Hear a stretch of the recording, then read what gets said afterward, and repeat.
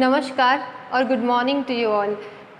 अपन 12वीं कक्षा में गणित में चैप्टर नंबर 3 पढ़ रहे थे आव्यूह में। अब हमने इसका इंट्रोडक्शन पढ़ लिया था, आव्यूह के प्रकार पढ़ लिए थे और एक्सरसाइज 3.1 का 6 सवाल, एक्सरसाइज 3.1 के अपन ने 6 क्वेश्चन कर लिए थे। आज बढ़ते हैं 7th क्वेश्चन के ऊपर। देखिए 7वां सवाल क्या कहता है। 7वां सवाल ये कह रहा है कि समीकरण दे रखा है या दो मैट्रिक्स दे रखी हैं। समीकरण है a minus b 2a plus c 2a minus b और 3c plus d is equals to बराबर -1, 5, 0 एंड 13। तो a, b, c और d के मान ज्ञात करो। देखो यहाँ पे एक सिंबल है कि बराबर का निशान। बराबर का निशान, दो मैट्रिक्स बराबर कब होती है? दो मैट्रिक्स बराबर कब होती है? कब होती है दो मैट्रिक्स बराबर? कब? जब पहली क्या होती है, उनकी कोटि बराबर होती है। दोनों की क्या होती है? अगर कोटि बराबर हो और दूसरा क्या, संगत अवयव बराबर हो। ये दोनों जब शर्त लागू होती है तब दो मैट्रिक्स क्या होती है? बराबर होती है। तो ये दो मैट्रिक्स, इसमें पहले ही बोल दिया कि ये दो मैट्रिक्स बराबर है। सवाल बोल रहा है कि मैट्रिक्स बराबर है, अपन को बराबर नहीं दिखानी है। जब ये बराबर है तो ए बी सी डी के मान क्या होंगे? मतलब कि यहाँ ए बी सी और डी, इनके अपन को मान निकालने हैं। जब इनके मान निकल जाएंगे और जब इनको यहाँ वापस पुट करेंगे तो ये मैट्रिक्स बनेगी। मतलब जब ए बी सी डी का मान निकाल के अपन यहाँ रखेंगे तो एज इट इज़ ऐसी की ऐसी मैट्रिक्स बन जाएगी। वैल्यू सबकी ये आएगी, तब दोनों मैट्रिक्स बराबर है। तो अपन को बस मैट्रिक्स तो बराबर है, अपन को इनका क्या करना है? मान निकालना है। तो मान निकालने के लिए सबसे पहले अपन क्या करेंगे? इन समीकरणों को लिख देंगे जैसे अपन ने पहले 6th और 5th क्वेश्चन में किया है। उसी तरीके से ये वाला सवाल भी करना है। देखो पहला समीकरण बनेगा a माइनस बी।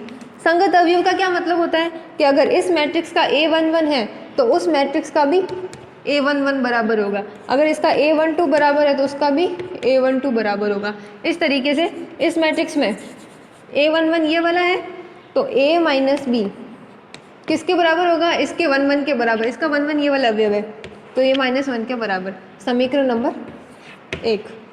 फिर इसका a12 है 2a प्लस सी, वो उस मैट्रिक्स के 1 2 के बराबर होगा। a12 वो है तो ये हो गया 5। समीकरण नंबर 2। इसका 2a माइनस बी, ये है a13, नहीं ये 21, तो इसका भी a21 कौन सा है? ये वाला। तो ये किसके बराबर है? 0 के। इसको दे दिया समीकरण नंबर 3। फिर इसका 3c plus D, 3c plus D, ये इसका कौन सा अवयव है? मैट्रिक्स था a21। इसका a21 इसके a21 के बराबर, a22 के बराबर। ये a22 है और ये भी a22 है। इसका a22 उस मैट्रिक्स के a22 के बराबर, यानी कि 13। समीकरण नंबर 4। बस समीकरणों के नंबर दे दिए, सबको एक दूसरे के बराबर रख दिया। ये क्या है? संगत अवयव है। ये इसका संगत अवयव इस संगत अवयव के बराबर, इसका संगत अवयव उस संगत अवयव के बराबर। a11 a11 के बराबर, a12 a12 के बराबर, a21 a21 के बराबर और a22 a22 के बराबर। सब लिख दिए। अब इन समीकरणों को अपन को सिंपल मैथमेटिक्स के रूल लगा के सॉल्व करने हैं। सॉल्व करने के लिए सबसे पहले क्या इंपॉर्टेंट, देखो इसके अंदर a और b है, इसमें भी a b है, तो ये समीकरण सॉल्व होंगे। इसके अंदर a और c है, इसके अंदर c और d है। देखो ये सी डी में होते तो ये दोनों भी साथ में सॉल्व हो जाते, लेकिन इसके अंदर a और c है और इसके अंदर c और d है, ये साथ में नहीं होंगे। बस a b और a b वाला है तो इन दोनों समीकरणों को आप हल करो। यहाँ से a और b की वैल्यू आएगी, a की वैल्यू पुट करेंगे तो c की आ जाएगी और c की करेंगे तो b की आ जाएगी। बस ऐसे ही निकालना है। तो चलो पहले समीकरण 1 और 3 का यूज़ करते हैं। समीकरण 1 व 3 से। समीकरण 1 है a माइनस बी बराबर -1 और तीसरा है 2a माइनस बी बराबर 0। सॉल्व करना है, समीकरण हल करना सबको आता है। समीकरण 1 में से समीकरण 2 को घटाने पर, समीकरण 1 व 3 से, या फिर ये भी लिख सकते हो समीकरण 1 में से समीकरण 3 को घटाने पर चलो घटाते हैं। घटाने के लिए देखो ये प्लस का है, ये प्लस का है, अगर माइनस करूँगी तो ये माइनस का हो जाएगा, इसमें भी माइनस करो, ये भी माइनस का, ये भी माइनस का, माइनस करेंगे तो ये निशान प्लस में बदल जाएगा, और ये माइनस का, ये प्लस का, ये माइनस में बदल जाएगा। ठीक है, देखो 2a में से 1a गया, बचा क्या a, 1a ही बचा, लेकिन बड़ी संख्या के आगे माइनस है तो माइनस का a, ये प्लस माइनस b कैंसिल हो गया, इधर क्या बचा -1। ठीक है, माइनस a बराबर -1, यानी a बराबर क्या हो गया 1, माइनस माइनस हो गए कैंसिल, a की वैल्यू कितनी आ गई 1।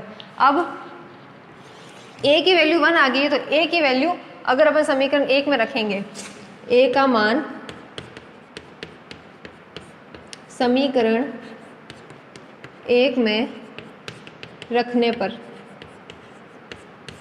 चलो समीकरण 1 में a का मान रखो, ये है समीकरण 1, इसके अंदर a की जगह पे क्या लिखना है अपन को 1, a की जगह पे लिखा 1, b की जगह पे b ऐसा का ऐसा इज इक्वल्स टू -1। तो देखो माइनस b बराबर क्या हो गया, -1 तो था ही था, ये वाला 1 उधर ले गए तो ये हो गया -1।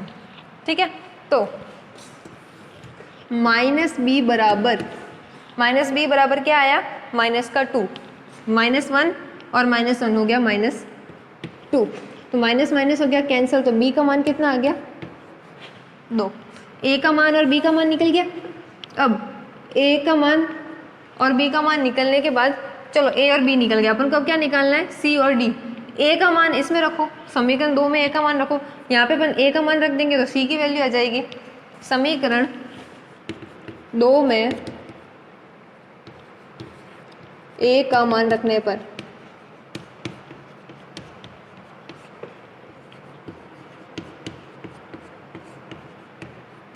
समीकरण 2 क्या है, ये वाला 2a, 2 इंटू a की जगह पे अपन को क्या लिखना है 1 प्लस, तो प्लस c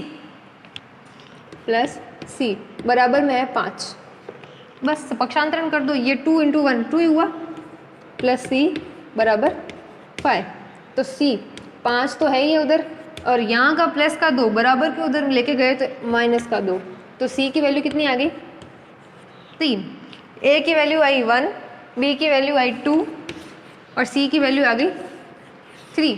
अब इस c का मान, जब इस c का मान अगर अपन यहाँ रखेंगे तो d की वैल्यू आ जाएगी। तो चौथा स्टेप यहाँ पे देख लो, c का मान समीकरण 4 में रखने पर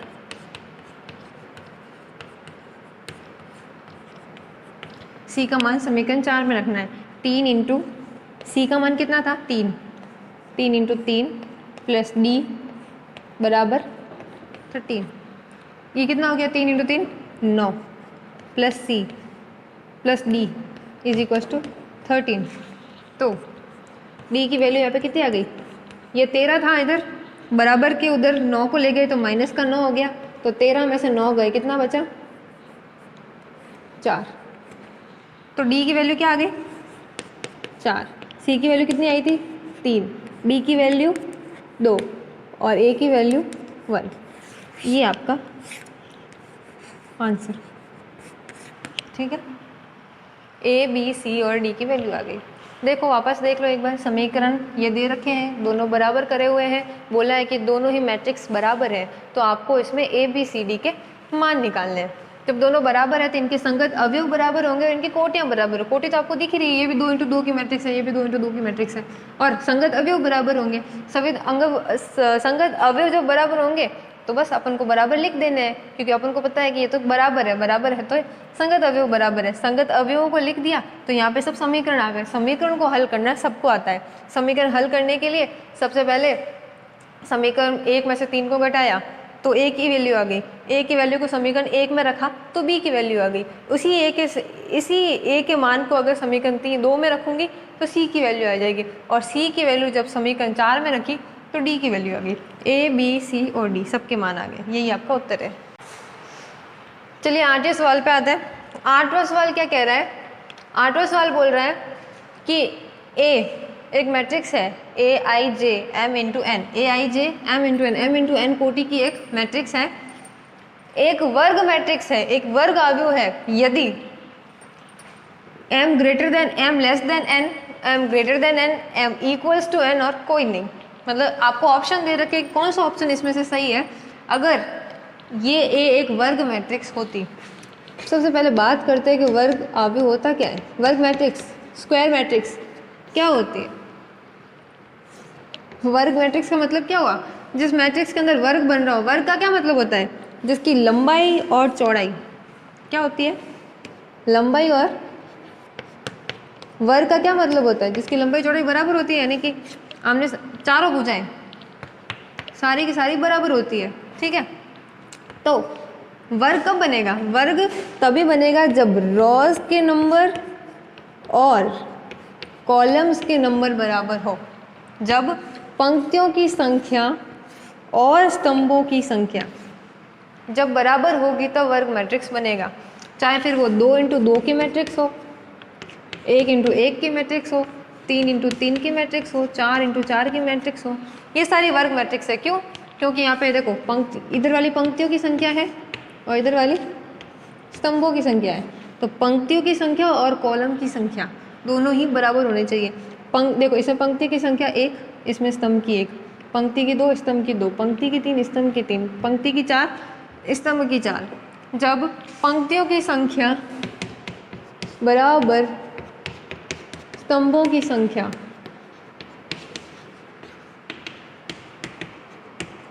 तो वो कौन सी कहलाएगी, वर्ग आव्यूह या वर्ग मैट्रिक्स। वर्ग मैट्रिक्स कब कहलाती है, जब पंक्तियों की संख्या और स्तंभों की संख्या क्या हो, बराबर। पंक्तियों की संख्या को किससे लिखते हैं, m से, और स्तंभों की संख्या को n से, और दोनों क्या होनी चाहिए, बराबर। मतलब कौन सा ऑप्शन सही है, तीसरा सी, m बराबर n। जब m बराबर n होगा तो A एक क्या होगा, वर्ग आव्यूह होगा, एक वर्ग मैट्रिक्स होगा जब पंक्तियों की संख्या और स्तंभों की संख्या इक्वल होंगी, ठीक है। इसके अलावा अगर मैं 2 इंटू 3 की मैट्रिक्स ले लेती, 2 इंटू 3 की मैट्रिक्स ले लेती, मतलब 2 तो पंक्तियों की संख्या बनाती, 2 पंक्तियों की संख्या बनाती, 1 और 2, मानो 1 2, और स्तंभों की संख्या मैं 3 लेती, 1 2 और 3, यानी 1 2 3 4 5 और 6, ठीक है। क्या बता सकते हो कि आप इसमें इसकी लंबाई और चौड़ाई बराबर है, नहीं है। इसमें 3 आ रहे हैं, इसमें सिर्फ 2 ही आ रहे हैं। इसमें 3 अवयव, 3 कॉलम्स के अंदर अवयव आ रहे हो, इसके अंदर सिर्फ 2 रोज के अंदर आ रहे हैं। तो 2 इंटू 3 एक वर्ग मैट्रिक्स नहीं है। क्यों नहीं है, क्योंकि यहाँ पे m n के बराबर नहीं है। m जब n के बराबर होगा तभी वर्ग मैट्रिक्स बनेगा, इसलिए ये सारी की सारी वर्ग मैट्रिक्स है जहाँ पे m और n इक्वल है। नवा सवाल देखते हैं। 9th क्वेश्चन में देखो 2 मैट्रिक्स दे रखी है, एक ये मैट्रिक्स और एक ये मैट्रिक्स, दोनों बराबर नहीं है, सिर्फ 2 मैट्रिक्स दे रखी है, 3x + 7 5 y + 1 और 2 - 3x। ये है 0 y - 2 8 एंड 4। तो सवाल ये बोल रहा है कि ये इसका ऑप्शन दे रखे हैं A B C और D। सवाल बोल रहा है कि x और y के किन मानों के लिए, ये x और y के मान दे रखे हैं, बोले कि x और y के ऐसे कौन से मान रखूं मैं इनके अंदर कि ये दोनों मैट्रिक्स बराबर हो जावे, क्या हो जावे, बराबर हो जावे। तो इस मैट्रिक्स में x, यहाँ पे x की वैल्यू, यहाँ x की वैल्यू, यहाँ y की वैल्यू, ये सारे ऑप्शन दे रखे हैं, इनमें से ऐसी कौन सी वैल्यू रखूं, और उसमें y, उसमें देखो ये 3 तो दिए हुए हैं, सिर्फ यही नहीं है इसके अंदर y की वैल्यू, ऐसी कौन सी पुट करूं कि ये दोनों मैट्रिक्स बराबर हो जाए, मतलब इसके अवयव और इसके अवयव सेम आ जाए।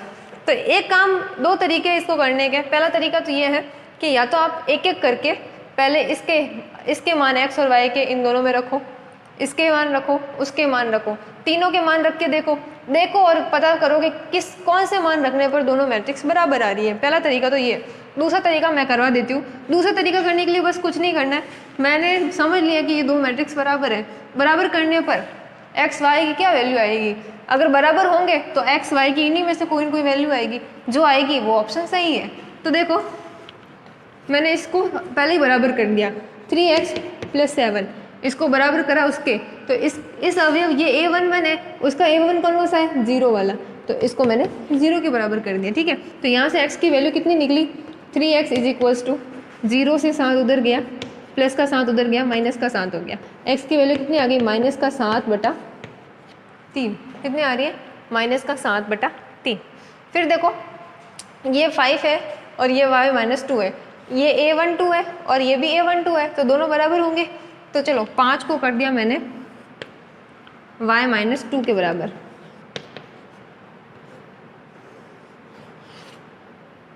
ये 7 है, 7/3। 5 को कर दिया y-2 के बराबर। देखो y की वैल्यू क्या आई? ये माइनस का 2 इधर आया तो प्लस का 2 बन गया, तो y की वैल्यू आ गई 7। x की वैल्यू -7/3 और y की वैल्यू 7। इन दो समीकरणों से देख के बताओ कि क्या कहीं पे x की वैल्यू 7/3 माइनस के 7/3 और y की वैल्यू 7 आ रही है। देखो y की वैल्यू 7 ये रही, लेकिन x की वैल्यू तो -1/3 है, लेकिन अपना तो 7/3 आया। तो इन दोनों से सॉल्व नहीं हो रहा है, ये दोनों देखो करके। y + 1 = 8, y + 1 इसका तीसरा अवयव और इसका भी यही वाला अवयव लेंगे, तो y + 1 = 8। तो y की वैल्यू यहाँ से क्या आई? ये 8, ये प्लस का 1 उधर गया, माइनस का 1, तो y की वैल्यू कितनी आ गई यहाँ पे? 7। देखो यहाँ पे भी y की वैल्यू 7 आ रही थी और इधर भी y की वैल्यू कितनी आ रही है? 7। तो ये तो कंफर्म हो गया कि y की वैल्यू तो 7 ही आएगी। ठीक है, अब अपन को x की वैल्यू ही देखनी है, क्योंकि यहाँ पे x की वैल्यू 7/3 आ रही है माइनस की। क्या इससे भी माइनस की 7/3 आ रही है? देखो 2 - 3x, ये कौन सा है? a11, a12, a21 और ये a22। ये a22 इसके a22 के बराबर यानी कि 4 इस अवयव के बराबर होगा, यानी कि 4। देखो ये माइनस का 3x इधर ही रखा, ये 4 प्लस का 2 उस साइड गया तो माइनस का 2, तो माइनस का 3x बराबर हो गया 4 में से 2 गए 2, तो x की वैल्यू आ गई, ये माइनस भी उधर ले जाओ, माइनस का 2/3। तो देखो यहाँ से अपने पास में x की वैल्यू बराबर नहीं आ रही, इसमें x की वैल्यू आ रही है, एक तो x की वैल्यू आ रही है माइनस का 7/3 और दूसरी आ रही है -2/3। क्या आ रही है? माइनस के 2/3। y की तो फिक्स है, y की तो 7 की 7 ही आई है, लेकिन x की 2 वैल्यू आ रही है, क्योंकि जब x की 2 वैल्यू आ रही है तो अपन नहीं कह सकते कि ये दोनों जो मैट्रिक्स होगी वो बराबर होगी, क्योंकि कि इसका एक हल नहीं है। क्या नहीं है? इसका एक हल नहीं है, यूनिक सॉल्यूशन नहीं है। क्या नहीं है? यूनिक सॉल्यूशन नहीं है, सवाल का एक हल नहीं है, इसलिए इसको ज्ञात करना असंभव है। इसलिए आपका ऑप्शन बी राइट होगा, ज्ञात करना संभव नहीं है। क्यों नहीं है संभव? क्योंकि इसके यूनिक सॉल्यूशन नहीं है। x का क्या है? एक उत्तर नहीं है, 2 है। जैसे y की तो अपनी वैल्यू आ गई, यहाँ पे भी 7 आ गई, यहाँ पे भी 7 आ गई, लेकिन x की 2 वैल्यू आ रही है। जब x की 2 वैल्यू आ रही है तो यूनिक सॉल्यूशन नहीं है, और यूनिक सॉल्यूशन नहीं है तो ज्ञात करना संभव नहीं है। बस ये सवाल था। नेक्स्ट देखते हैं, 10वां सवाल देखते हैं। 10वां सवाल क्या बोल रहे हैं कि 3 × 3 कोटि के ऐसे अवयवों की कुल कितनी संख्या होगी जिनकी प्रत्येक प्रविष्टि 0 या 1 हो। शुरू से वापस पढ़ते हैं। 3 × 3 कोटि के अवयवों की कुल कितनी अवयव बनेंगे, मतलब पहले बोल रहा है कि अवयव बनाने अपन को जिसकी कोटि क्या है? 3 × 3। कोटि क्या है? 3 × 3, मतलब कि 3 तो रो है इसके अंदर और 3 ही कॉलम है। ठीक है, अब पहली बात ये बताओ कि अवयव में जो अवयव की संख्या होती है वो कैसे निकालते हैं? अवयवों की संख्या, अवयवों की संख्या ये क्या करते हैं? जो कोटि होती है उसको गुणा करते हैं। ये कोटि कितनी है? 3 × 3 की, तो 3 × 3 कितने हो गए? 9। तो अवयव की संख्या कितनी है? 9। मतलब यहाँ पे 9 जगह है, 1 2 3 4 5 6 7 8 9। वैसे तो पता है 3 रो और 3 कॉलम है तो 9 अवयव होंगे, लेकिन अगर सूत्र से निकालेंगे तो कितने बनेंगे? 9 अवयव।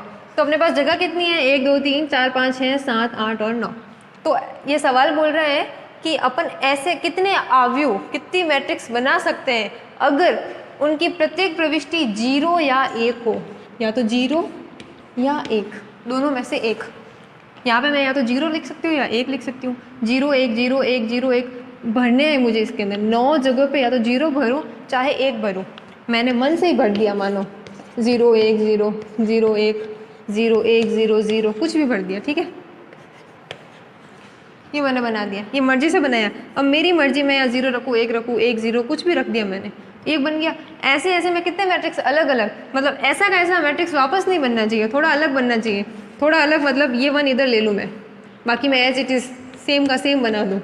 सारी वो की वो जगह चीज़ें रखी है मैंने, सिर्फ इस 1 की जगह पे बाकी सारा सेम लिखा है। ये बस इस 0 की जगह मैंने 1 कर दिया, तो ये इससे अलग हो गई।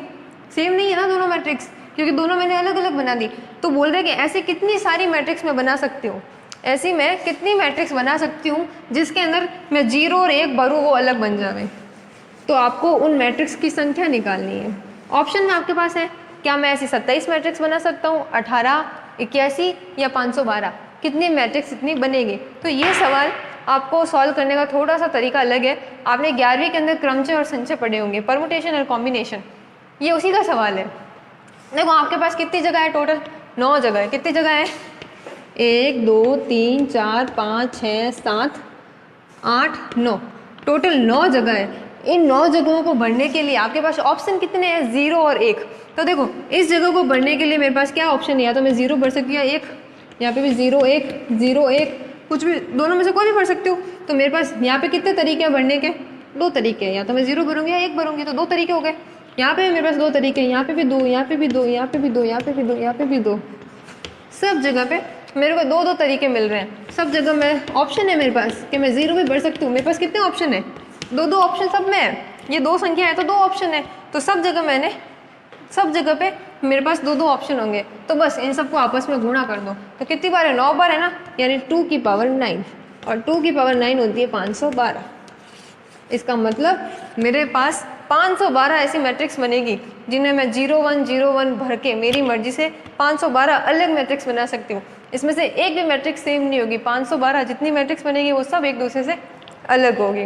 ये सवाल इस तरीके से, तो आपका ऑप्शन डी जो है वो करेक्ट है।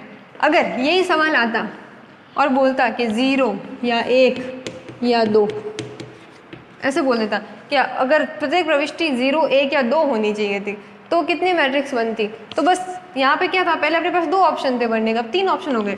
0 भी भर सकती हूँ, 1 भी भर सकती हूँ, 2 भी भर सकती हूँ। तो हर जगह पे मेरे पास कितने ऑप्शन हो गए, 3 3। तो मैं हर जगह पे 3 3 ऑप्शन भरूंगी, 3 को 9 बार लिखूंगी, तो 3 की पावर 9 मैं इतने मैट्रिक्स बना सकती हूँ। बस यही है। चलिए ठीक है, आगे वाली चैप्टर आगे 3.2 है। 3.2 से पहले उसका इंट्रोडक्शन है, उसके बारे में अपन नेक्स्ट वीडियो में पढ़ेंगे और फिर प्रश्नावली सॉल्व करेंगे।